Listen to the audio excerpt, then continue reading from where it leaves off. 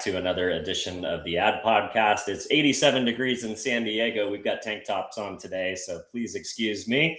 But we've got an exciting guest for you guys today. Sarah Boyd is a marketing executive and entrepreneur, best known as the co-CEO and chief revenue officer of the Digital Department, a leading influencer marketing and talent management firm. She originally founded Simply Stylist, a fashion and lifestyle platform that grew into a major conference series and digital network connecting creators, brands, and media. With a background in fashion PR, she's built a reputation as a connector in the creator economy, representing top-tier talent and advising brands on influencer strategy. Boyd has been named Forbes Female Founder to Watch and has contributed to Forbes on the trends of beauty and fashion.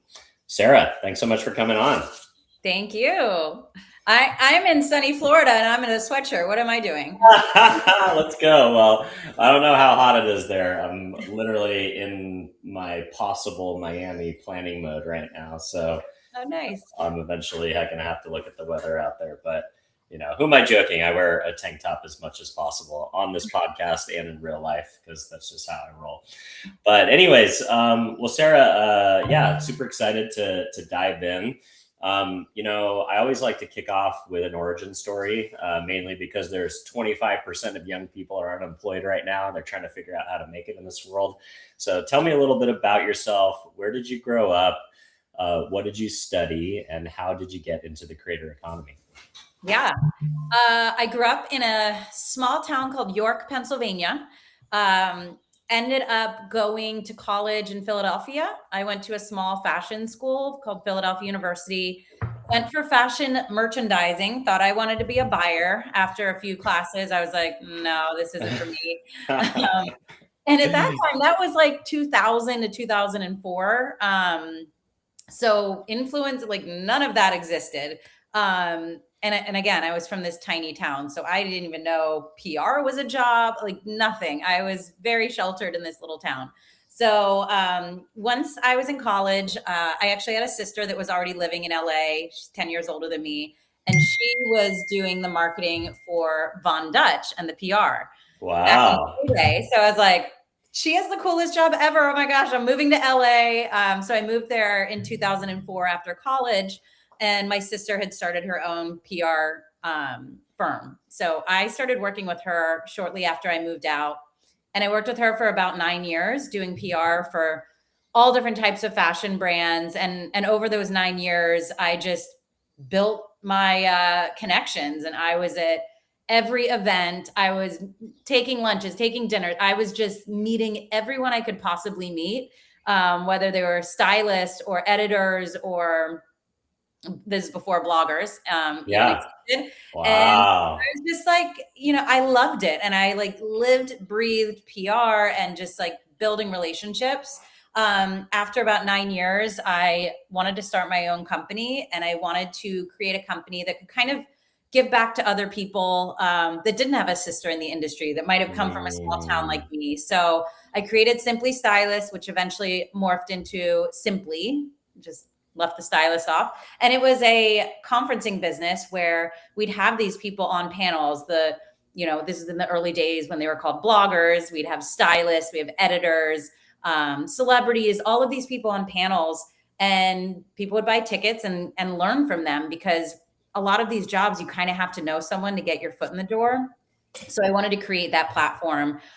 So we'd have thousands of attendees. It grew. I had no idea how to plan an event, but I'm very resourceful and I found teams that could help. We sold sponsors, we sold tickets and started in LA, then added New York. We did Dubai a few times, Chicago. We did it all over the world and created this incredible network based on like connecting people with like minds.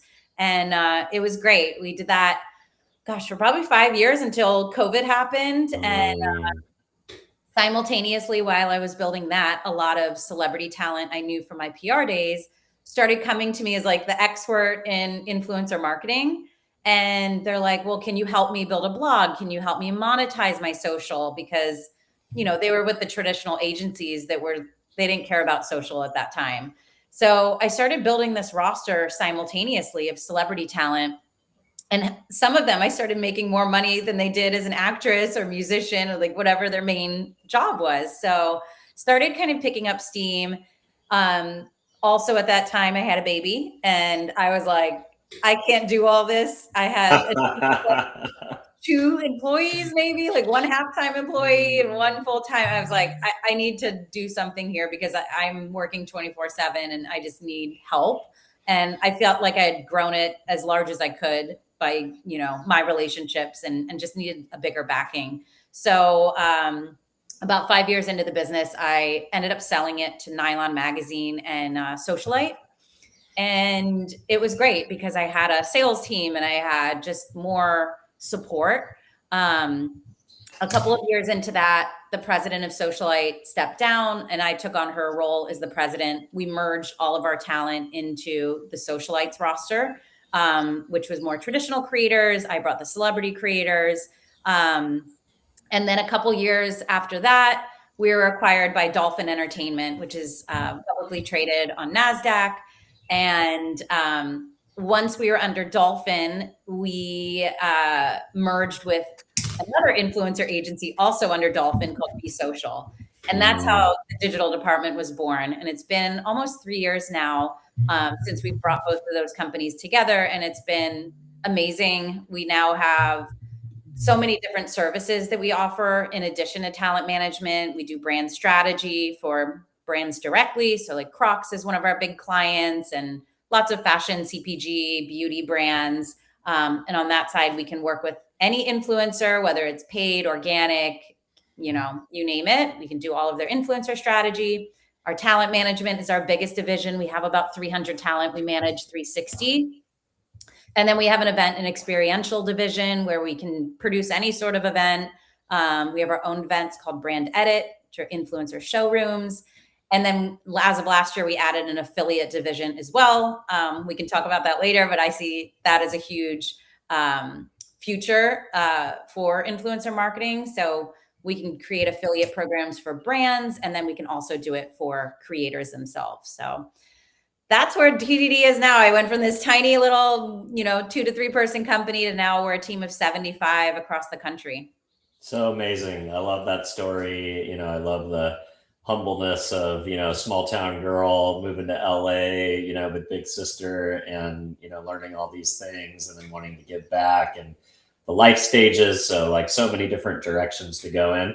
Yeah. And it sounds like as a founder, you got what they call like kind of the best exit situation ever, which they call is like the double bite of the apple. So you sold to Nylon and Socialite, and then you guys sold again to Dolphin, and you actually were liquid because Dolphin was publicly traded on the NASDAQ. So you actually got to, see some of your, financial spoil, so to speak, that so many others don't when they get rolled into these privately traded, brand roll-ups, as they like to call them. And, all the crazy M&A that's happened within the influencer marketing world, which would, whether it was V1 with the MCNs or V2 with, the fragmentation of the management and talent agency ecosystem, kind of being pulled away from like the big four, the big five, or however many of them are left.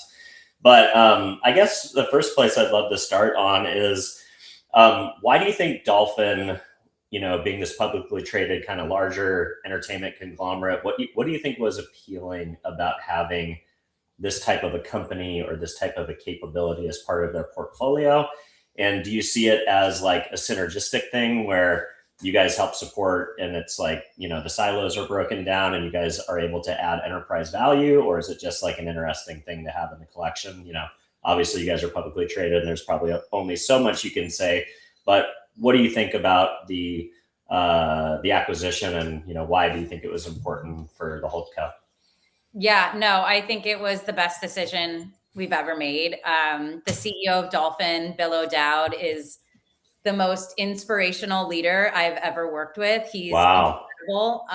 And yes, we're public, but also it feels like a family. And 3 times a year, all of the CEOs of all the companies, we get together, whether it's Miami, New York, LA, and we just sit in a room for a few days and talk about strategy and how we can work together. We're not a typical holding company. We have a synergy division where all we do is talk about how we can work together and, across all of our companies, we work with so many incredible brands. So how do we work together as Dolphin as opposed to silos? So it does not feel like a traditional stuffy corporate, you know, public company. It really does feel like family, and I love the team, and I love the vision of what Bill has been building over the last 20 years.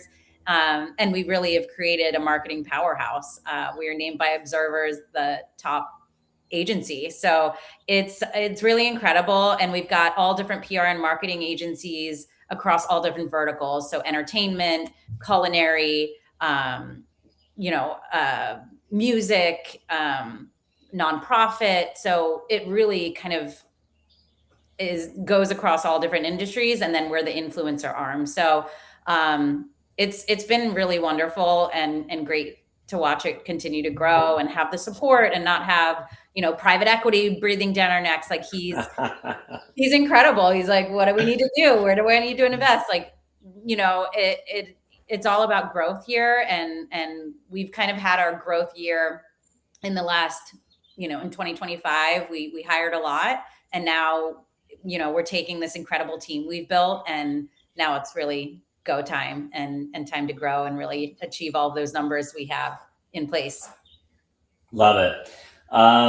You know, I feel like you were very prescient in kind of identifying experiential and community, and, you know, the fact that creators, you know, more than ever crave community. And like, it's almost like you were building like a B2B version of like the creator economy, like in early days, kind of like somewhere between like what, you know, VidCon industry track and what they're doing with Vid Summit now. Feels like you were very early to that trend. In an age of AI where, you know, people are looking at emails less than ever, they're looking at their LinkedIn less than ever because the AI bots are just filling up everybody's inboxes, and, you know, your only defense is to unsubscribe to everything you see and just go select all, delete every day. Yep. So in a world where, you know, it's harder and harder to break through, how important do you think experiential is to that kind of, you know, professional slash personal development slash creator economy world? You know, we're all creating things on the internet, but it seems to me like people want to get in person more than ever. Oh, I mean, me personally, it's how I built my entire career. Your network is everything, and an email does not build a relationship. So I just actually spoke with our whole team about this as we're training some of our new talent managers. And I'm like, go to coffee, go to events, meet in person. I know it's awkward, but just go up and say hello, because all of my relationships I built in my 20s are now CEOs, and I'm aging myself here, but they're all very high up now in the industry. And it's like, that's how you build those relationships, is you have to have that face-to-face connection, whether it's at a conference like Simply, or, you know, the Create and Cultivates of the world, or VidCons, or Possible, all of these different events. Like, if you can make one great relationship out of it, it's worth it. And, you know, continue nurturing those relationships. You know, don't just leave them in your inbox or in your contacts. You have to continue to nurture them and touch base and continue to congratulate them on new roles or acquisitions, and stay in touch. And, you know, that's how you build a really robust business and network. I love that. That's really great. And then you talked about Brand Edit too. That's like a proprietary event that you guys do. So, you know, versus like where you could, you know, kind of do what I do most of the time, which is like hit the road. I'm usually at an event most weeks, but then you guys have built this kind of proprietary in-house event that is by invitation only to brands, clients, prospects, creators, potentially. How important is it to have that kind of own series that you guys do as well? I love our Brand Edit events. I mean, for a brand, it's such a no-brainer, because you literally just show up. Our team does all the production, and over 2 days, you have one-on-one appointments with 150 creators over the 2 days. And you literally just show up. It's a fraction of the price of creating your own event, inviting people, getting them to respond, getting them to come to your event, doing the recap, all of that. And it's less, you know, of an investment. You get this beautiful build out. and you get those relationships, because then the talent know you, you know the talent. Like it just opens up a whole new world. You get lots of UGC content from that as well, because it's just beautifully laid out. So once a brand does it once, they're like, how do I sign up for every brand edit in the future? Because it is like, it's such a no-brainer. So I love them. The next one we have is in LA. Ahead of all the festivals, we have Nashville. We're coming back again for the CMA Fest, our Fashion Week. We do holiday ones in LA and New York. So it's just an easy turnkey way to like get your product in front of creators and have that connection all in one. I love it. Yeah, I love that idea of kind of like, putting the influencer marketing funnel on hyperdrive by getting them all in the same place for this limited amount of time. At my last agency, we rented the Waco Surf Park, and we brought the USA Surf team with us, 10 influencers and 10 brands. And the idea was, hey, let's like drop ourselves all into this interesting new visual phenomenon, which was the wave pools. Like they were just kind of coming online, and it was interesting, and no one had seen them except on like the Pro Tour. And a great way to build relationships, but also have like an interesting backdrop. Everybody wants to have the cool backdrop. Yeah. So yeah, the Instagrammable moment. Yep, exactly. All right. So you mentioned affiliate, and I knew that you knew that we would revisit that at some point.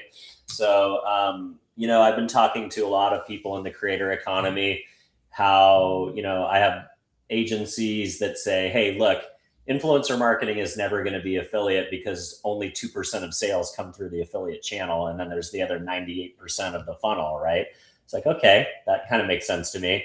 And then there's other people telling me, Dylan, have you been to China? Have you heard of what's going on in China? There's not such thing as an influencer that can't sell things. If you can't sell in China, you are not influential. And eventually that's coming here too.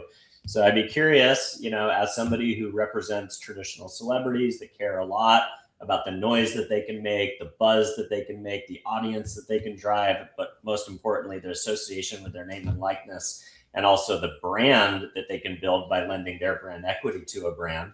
And then on the other side of it, you've got TikTok Shop people that have 6,000 followers, but they're making $60,000 a month on TikTok Shop. Where do you think the Western market or the American market or the US market is headed in this kind of, tension between brand and performance? Yes, I definitely see affiliate and performance kind of inching up there to be that number one request we get. Wow. How many requests we get? Like, okay, I need someone that's doing consistently 1,000 link clicks or more, or I need to see their conversions on LTK and ShopMy or Amazon. We want only high Amazon converters. Because at the end of the day, the days are over where they're just like, here's 50 grand and let's hope and see if anything happens. The brand awareness campaigns, they do still exist for someone with a really strong brand. But if you're a, mid-tier creator, you have to actually have influence over purchasing decision. So when we sign a talent, that's one thing we look for is, are people clicking on your content? Are they engaging? Are they sharing? Are they liking? So we don't care about the follower numbers. It's, are you actually influencing your audience and getting engagement? And of course, those sales always help. So those that can drive sales can charge exponentially more than those that can't. And those that can't won't be rebooked on all those DTC campaigns, which is a lot of them. Because I get it, as a brand, you want to track conversions. And if you have A creator and B creator, and one can sell 1,000 units and one can sell 50, who are you going to pick? Yeah, totally. Especially if you can get both, right? Like if you can get the awareness and the engagement and the reach, but that also leads to sales. Yeah. So many marketers are now talking about like, you can build brand and drive performance at the same time in the same channel. It doesn't need to be a disparate strategy where you're creating brand awareness up here and then low funnel activity. It can actually all happen at the same time. And I think creators are a great Swiss Army knife that help you kind of achieve all those levels of the funnel. So, one big trend these days is, creators trying to figure out ways to build lasting businesses, ways to monetize. We live in this interesting world where, we can't always trust the social platforms are going to respect the creators that they built the backbones of their businesses on. And there are certain ones that have better track records, like YouTube, who have always been very generous to creators and given them lots and lots of split on the ad revenue, and have had really great profit sharing relationships with their creators. But then when you have 10,000 AI creators joining YouTube every single day and making the overall revenue pool smaller and smaller and smaller for real creators, even YouTube has its own issues in, how do they protect the pie for, the creators that built their platforms. How are you advising your clients to build businesses and build long-term equity and long-term revenue streams that maybe aren't wholly dependent on the social platforms? If God forbid the lights went off tomorrow, they could still be making a living and earning money. Yeah, there's so many different ways, and it can be very overwhelming for a talent because there's Snapchat, there's Substack, there's having your own newsletter, it's creating your own course. It really is customized based on the talent and what their strengths are and where their interest lies. Podcasts, I mean, there's probably 15 different revenue streams that they could turn on instantly.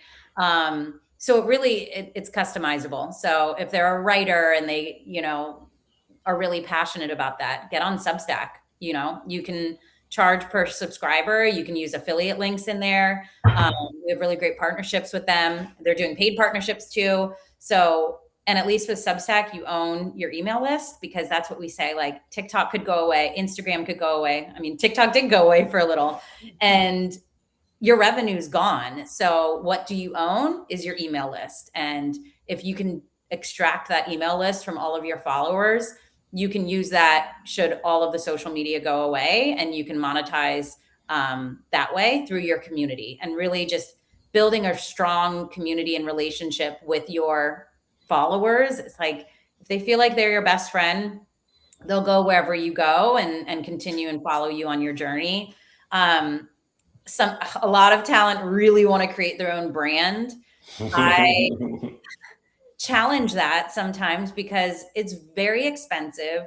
A lot of creators don't have the experience in building a brand. So I would always say, do a collaboration with another brand to start, see how that goes, see how the sales go before you dump all of this money into this passion project that then you're doing customer service and you're shipping and you're all of these things you don't think about when creating your own brand. Or partner with someone that is experienced in doing that, or do a licensing deal. So licensing, you just get a small percentage, you share your name and likeness and help a little bit with the design sometimes and collect your checks, and makes it really simple. But again, it all comes down to like building your own brand and building that big enough to where you can do these licensing partnerships and brand collaborations and things like that. So in those instances, that's where we tap in to our PR sister agencies like 42 West, and have them help with the PR and build them as a brand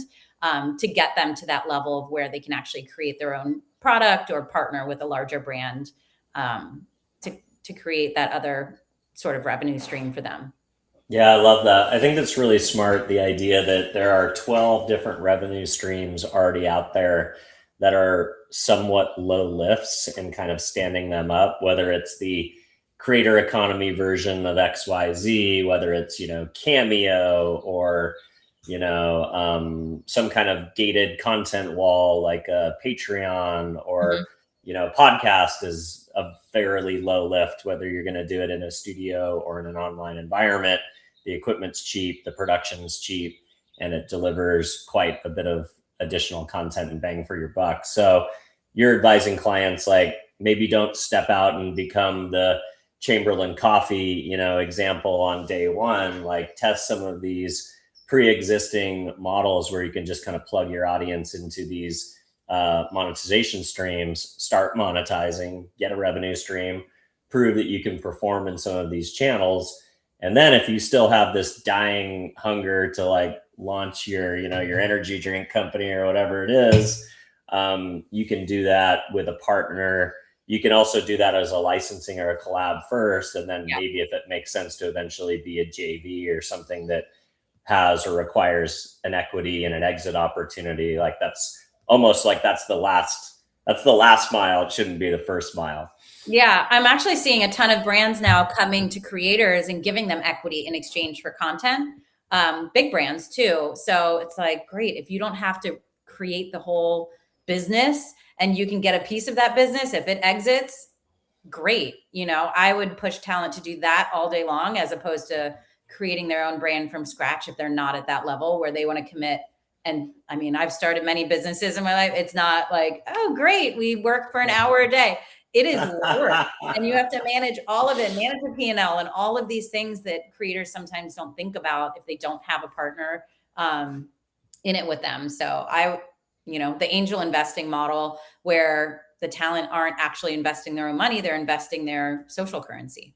I love that. That was actually going to be my next question for you. When we manage the world's largest female fitness influencer, we put her into some really great CPG deals and some workout technology deals where she had, high six-figure exits on those. And what we advised her to do is to not just, do equity for marketing services. We actually wanted her to feel what it was like to cut checks and like to get that return with money plus. So it was always like, hey, like let's evaluate everything from the lens of like, would we actually write a check for it? Yeah. Because if I would put my time into it, sometimes like creators devalue their time when that's actually more valuable than their money. Mm-hmm. So if you're not willing to write a check from your bank account in addition to the services plus equity, you probably shouldn't do the deal. And I think that kept us out of like a lot of distractions, and it got us into some real winners. So I love that you're advising clients on kind of the VC model as well. All right, let's move over to measurement, since we already started to talk about it on the affiliate side. Brands still seem to struggle from time to time to measure ROI on influencer marketing. What are the things that you're seeing that are the most interesting in kind of telling the attribution story these days? And are there things that brands still need to learn in order to get up to speed to understand the ROI of influencer marketing, or is the horse fully out of the barn at this point? I mean, again, it depends on like what the RFP is. Like, what we always ask the question on our brand side of the business, like, what is your goal here? Is it brand awareness? Is it sales? We always offer a hybrid approach where we're looking at the brand awareness, but then we sprinkle in some high converters and we do some paid media behind it and really kind of like diversify the program to give them that final reach that they're looking for. Because a lot of the times you have to layer in paid because organic, you can get all the screenshots and the metrics and all of the past case studies from that talent. But at the end of the day, they're a person. They're not a media buy where you can say, here's how much I'm buying and here's how many impressions I'm getting. It could be a weird day in the news and their, metrics are, a fourth of what they had quoted you. So there's always those aspects of it because it's a real human. And so we take that and we always allocate a portion of the budget for paid. So as long as we have a creator that can create really beautiful catching content, we can use that UGC and like push it out through paid on different platforms to achieve all the metrics that we promise. And we always like to under promise, over deliver.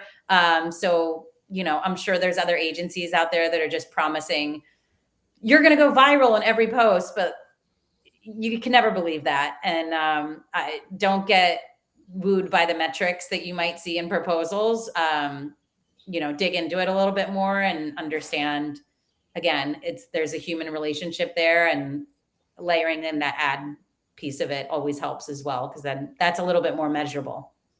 Yeah, no, that's great. When we're living in this algorithm-based economy where, my daughter did a video yesterday, got 150,000 views and she's got 3,000 followers. And then I've seen creators with a few million on their page are getting like 10 to 50,000. So the Yeah. algorithm has changed the game. So if you don't have paid as a hedge to be able to bridge that deficit, then you could be running into tough conversations with clients. So I think that's an important one to have. On that note, what's the biggest disconnect that you're seeing these days between brands and talent? Are there things that talent are still feeling like brands aren't quite getting, or are there still things that creators aren't quite wanting to do that brands want them to do? Is there a gap, or do you feel like the understanding curve of like creative control and timelines and not over asking and trying to like incrementally squeeze things out of people, compensation, like are we closer to mutual agreement yet, or is there still a bit of healthy tension there? Yeah, no, I definitely, we're not in the wild, wild west days anymore where you throw out a number and they're like, sure, and they don't see analytics or anything. We're definitely out of those days. The industry has gotten a lot smarter, and AI and all of the tools and platforms have had a big role in that. But I will say one of the annoying things is when a brand will come to a talent that is a known converter and they'll say, okay, great, their rate is X. We need a 3X return on that. So they need to sell this much. And I'm like, that's not how this works. Like, you can't expect a 3X return on what you pay a creator. You're getting the editor, the stylist, the, production, the reach, you can't look at it in only that one metric, because that's going to be impossible. I'd have to price them so low as a celebrity level talent. Like, it just doesn't make sense. So I see a lot of brands coming at it from that perspective, which I just don't feel is right or makes sense. Like, you buy a magazine ad in Vogue and you're not getting, a 3X return on that. You don't even know the return. So it's not like buying a Facebook ad, where you instantly know, okay, I'm going to get this many clicks or this many sales. It's, again, going back to that human element. So we'll see that. And we'll have, they're always asking for the make goods. Oh, we didn't hit the sales. Can you do more? So I think that's one piece of contention still. I think brands, like some of the brands have it right, where they're not giving such a prescriptive brief. And they're like, you are great at content creation. Here's the couple talking points you need. Do your thing. You know your audience best. I think those are always the ones that perform the best, because it's organic and it's natural to the talent, and it doesn't feel like they're reading from a script. People are smart. Like, I have a 10-year-old daughter and she's like, AI, I know that they're lying. She's 10. Like, imagine someone that's my age that's watching an ad. Like, I want to feel like I'm talking to my best friend and I'm like in on a little secret, not being sold to with a, read through ad. Like, it's just not exciting. Yeah, you're right. Marketers are going to have a tough time with this next generation, man. Oh, yeah. They are so savvy. It's like, it's out of control. But all right. So let's say somebody goes viral and they pop and they're relatively unknown, and you see them and you're like, oh, this person has potential. You sign them. What's the from scratch creator strategy playbook for the first 90 days? Like, somebody has their initial success, they get signed. Is there anything that you advise them to do differently for kind of that first 90-day ramp up? I would look and see what they went viral for, and then how do we segment that sort of content into multiple pillars of I love content. That. I love that. It's like, great, this is what people want from you. How do we expand on that? So I keep seeing this woman, she's like 42, just laid off, and she's on her skateboard. I've been fed that. I think she has like 15 million views on it. And I'm like, she's so cool. She's like eating a bagel or something. And just like, I love that. But now I've seen her over the last few weeks since she went viral from that. Now she's diversifying her content to like unemployment talk, being a mom, skateboarding tactics. So, like, you can take that content and really create all of these different pillars. And you just kind of look and see over that next month to 2 months, which ones are getting the attention and the engagement, and kind of double down on that sort of content. Get on stories, talk to camera, get to know your audience, let them get to know you, do some Q&As, some, message boxes. So you can really understand like who is following you and why. So it's really about like learning who your audience is and seeing what they want from you and how you provide that need. I love that. I love that idea that like, take the viral moment, whether it's, the guy that was drinking ocean spray cranberry juice, or this new girl who's skating down the street, or, whatever, the creators that, happen from a spike versus like a slow growth. Like, I think that's really great advice on how they can potentially, kind of reverse engineer that viral moment and then kind of create segmentation there. And I love the idea about the relationship with the audience, whether it's live streams to do like a direct kind of ask me anything, or dropping polls and questions, or literally creating videos that the response is to get people to comment and tell you what they want. It's like, you got to have that two-way conversation with your audience and really, start to focus group them and understand what they want.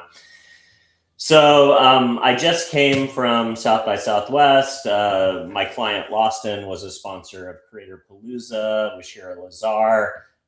Shira's got this initiative talking about creator mental health, and a big component of that right now is creator burnout. Be curious, like, what are your general thoughts about this idea of creator burnout? Is it real? And how do you advise clients to deal with creator burnout? Yes, it's actually another topic I brought up yesterday is, protecting the mental health of our talent at all costs, because I could not be a creator. The amount of hate comments, positive comments, just things coming at them at all moments, and not being able to disconnect, because they're a creator, especially lifestyle creators. They're on vacation with their family. They got to capture content. If they're doing anything, they have to share that because it's part of their business. You can't go on spring break with your family and just put on your out of office, because this is your livelihood. So I think, half of our job is being therapists and listening and helping our talent kind of work through things. And especially, when bad comments happen, or they get dragged through something, and it's tough. So that's, again, when we lean on our sister agencies, they have a great crisis PR. Or if they just need a break, I've some creators, when they go on vacation, they'll go a day or two early with their photography team, get all of the content they need for the week. They're just kind of like, okay, we're going to dinner, we're doing this, change outfits, get the kid photos, and then they're done and they can turn it off for the week. So some are really smart. If you're type A and you can plan ahead, you can like pre-shoot all of your content for the week, and then you can kind of take that time off as you need. But brands and agencies are typically pretty flexible. If they're sick or they're going through, mental burnout or things like that, we can usually be pretty flexible in their content timelines and deliverables. So we can give them space to, you don't want to be on camera if you're going through, something mentally. Yeah, I think that's great advice. I always wonder, is it real? I mean, definitely on the, the therapist thing, I've seen it in action. I feel like half our agency's job at one point was to like kick down doors and rescue people from like toxic relationships even. Yeah. It was like kind of wild. But I think just in like a more low key manner of just like, yeah, like the comments can get pretty gnarly. Yeah, like I've been on the receiving end of inboxes, as a manager, and the explicit photos that I'm sent, and like stuff that like, gosh, I'm glad that I get this and not this, young woman. It's pretty crazy. So yeah, I think you're right. It's important to create as many layers of like, you don't want to layer off yourself from your audience, but you do want to try and protect yourself from the hate, as much as you can. What is a trend in the creator economy that you think is kind of reaching pure peak saturation or overhype? And do you think there's something coming that is underestimated that people can jump on and that might be exciting? peak saturation. I mean, just there's so many influencers now. So it's like if you're the same cookie cutter influencer, you're not getting brand deals anymore. You have to stand out. Like you have to do something that makes you stand out, whether that's through your content or the way you deliver things. Like you can't just be that same content creator that 5-10 years ago existed, because there's so much competition now. So I think it's the ones that are doing really well right now are the ones that are just super real. It's like talking to your best friend. It's, you know, some of the hot mess moms, like they're great. I mean, I guess it's being fed to me because feel like I'm a hot mess mom half the time. You're in the But I'm like, algorithm. I want to see a train wreck sometimes. Like, thank you. I'm trying to juggle a million things. Like, thank you for also being that way. I don't want the picture perfect creator. I want we call them the comfort creators. Like, I feel comfortable and I feel like it's my best friend and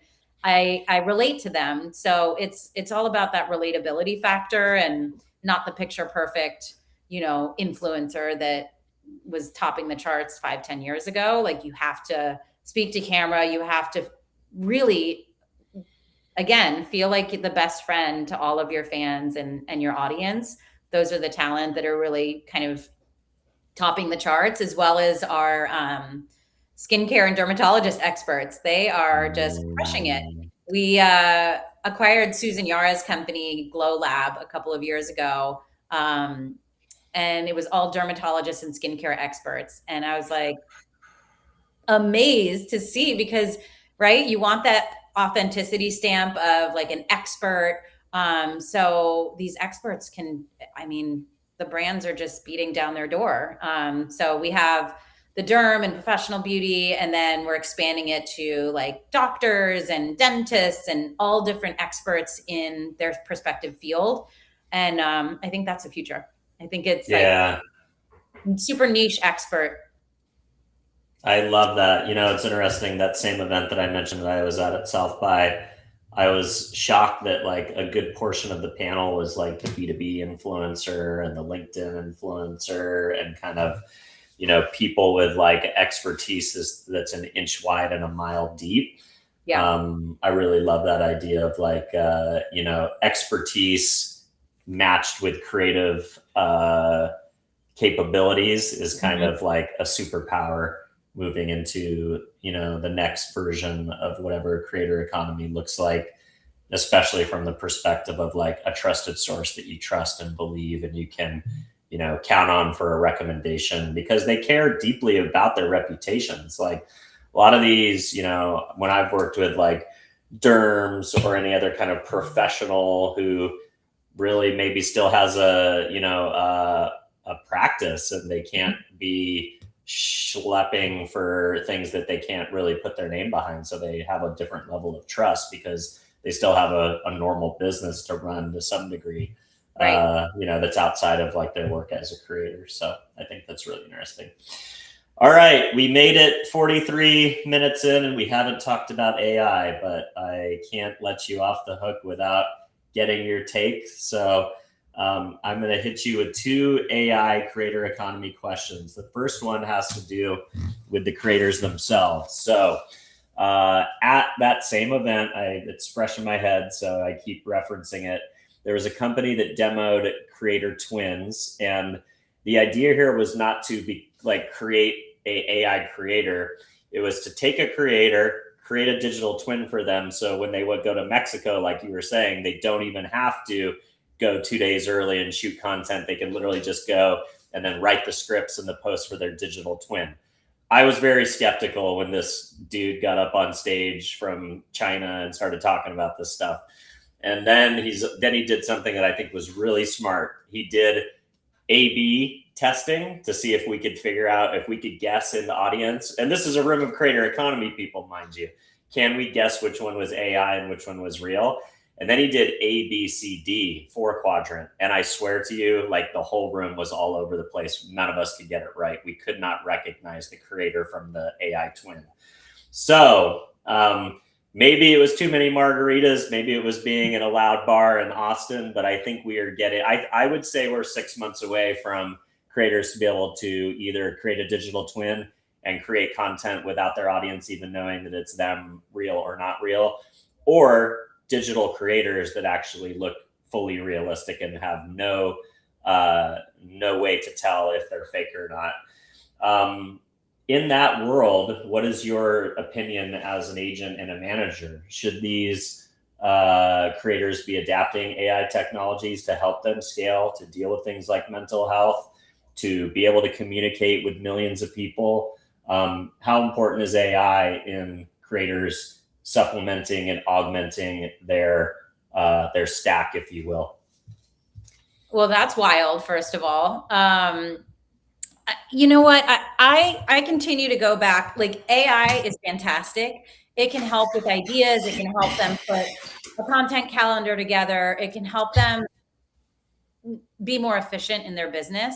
But at the end of the day, if you don't know that creator and you don't, like, maybe they are talking to camera and they build a loyal fan base, but like, I'm following my favorite creators because I've followed them for years and I know them inside and out and I trust them. And again, feel like they're my best friend that doesn't know who I am. So maybe AI creators can do that too, but like, they're not a real person. And I think that's lying to pretend like they are and create this whole following. So I don't know. Are they selling on affiliate? Are they selling, like, are they doing brand deals where they're actually converting to sales without having that loyal audience? Maybe. But I think, again, like, every business that I've been a part of is about relationships and about who you are as a person and like creating that one-to-one relationship and community building. So I don't think creators are going to go anywhere. The creators that will start to die off are the ones that aren't embracing all of the new technology and the new platforms and, you know, the way you influence, and, you know, the ones that are like still taking street style photos and not talking to camera, like, they're not going to be booking the deals. It's going to be the like comfort creator that I talked about, or people that are, you know, you have that connection with. So I don't know. I hope AI doesn't take over the influencer world. It's crazy. But would you sign an AI creator if they popped and they came to you for representation? I mean, who are we working with? It's a computer. I think you'd be working with the, you know, fat kid in a basement who controls the hot girl on screen. I mean, I guess we'd have to look at the analytics and what their earnings are. Maybe. I mean, my gosh, this world, we're like living in The Sims. Yep, totally. All right. So last question on AI. You and I met through a AI company that I was consulting for, who was trying to take AI and change the way that talent agencies do business, the ways that inboxes get monetized. And since leaving that company, I've only seen this trend of the idea of the AI creator manager, or some software that you can install and your inbox will do the negotiations for you. It will sort the emails to the right places. It will field your DMs, and it will take a smaller percentage or no percentage at all. What are your thoughts on the idea of AI talent managers in the influencer world? That's why I know. I met them. I met them. And I think, I mean, it's from a financial perspective, I think their cost is like 9 cents per brand deal. And I'm like, we have a whole team, we have lawyers, we have accountants, I mean, talent managers. So the cost for us is obviously way more, but you get that hands-on touch. I do like AI for helping with the inbox management. I mean, there's, as you mentioned, there's so much spam, there's so much to dig through, what's real, what's not. So I think in that sense, like, having some sort of smart technology in your inbox or to help make the company more efficient. But again, it's the relationship. It's that, like, the talent or the talent manager going to have lunch with that agent or brand and like talking up something that could really be brought to life. And yes, there's emails, but like, that's why I train my team all the time. Like, don't be transactional, pick up the phone, have a relationship with, it's a small industry, like, meet everyone that you can. And that's where beautiful ideas are born. And not through just transactional emails. So yes, in a sense, it makes, for 9 cents a campaign, sure. But I don't know if I would want to be repped by AI. Like they don't know me as a person. I mean, I'm sure ChatGPT seems to know me very well, but I'm sure as it evolves, like maybe there's a part of that we could implement into our business just to make us more efficient. But I don't think we'll ever lose that personal touch because, again, like they're not a therapist to their talent. They're not there to support them and they're in the ways that we do and have that like truly family and like super close relationship with the talent to help them grow. So yeah, I think utilizing pieces of it.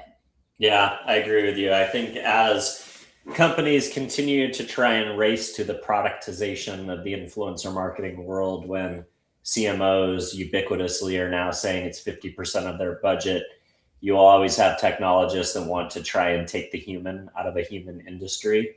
And I think at the end of the day, humans win because without humans, you don't get the creativity. Without humans, you don't have the audience. And without humans, you don't get the business results done either. So Right. I think until an AI will take you to a Clippers game or buy you a steak dinner, I think to some degree we continue to be necessary and part of the equation. Well, Sarah, loved chatting with you. I appreciate you bearing with me with my busy travel schedule, but I'm glad we were able to sit down today. If Same. folks want to connect with you or learn more about the digital department, where would you like to send folks? Yeah, you can go to the digitaldept.com. That's our website. It has all of our Instagram and LinkedIn and all of that. And then my personal Instagram is Sarah P. Boyd. If you have any questions or anything, DM me and happy to try to answer. Let's go. And for those of you who are watching at home, if it's the first time you're seeing the show, don't forget to give us a follow or a subscribe. If you're listening, an audience, a authentic review on whatever platform you happen to be listening on is how we find a larger audience organically. And if there is a creator out there or a brand marketer, or maybe somebody in the talent industry who you think would benefit from the conversation that I had with Sarah today, don't forget to share the show. And with that, I will wish you an amazing weekend, Sarah. I hope you're staying cool out there in Florida. We'll definitely be doing that out here on the West Coast. And I look forward to seeing you at the next creator economy inflection point that I'm sure we'll bump into each other as we normally do. So thanks again for coming on and sharing a little with the audience today. Thank you.